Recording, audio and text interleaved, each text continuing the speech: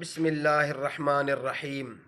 मेरे मोहतरम सामीन व नाज़रीन, आज जो मैं आपकी खिदमत में मसला पेश करूँगा वो ये है कि क्या नज़र बद से बचाने के लिए बच्चों के गलों में या बाजू में काला धागा बांधना जायज़ है। तो ये मसला आप जहन में रखें कि ये बिल्कुल रस्में हैं।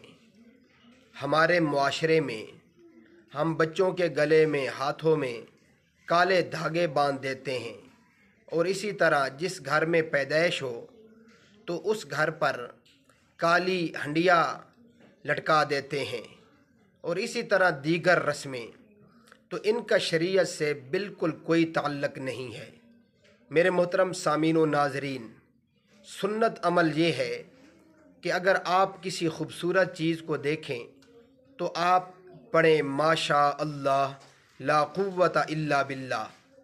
जब हम सुन्नत को अपनी ज़िंदगियों में लागू करेंगे तो इंशाअल्लाहुल अज़ीज़ हम नज़र बद से भी बचते रहेंगे और सुन्नत का सवाब भी मिलेगा। इसलिए ये सारी की सारी रस्में हैं।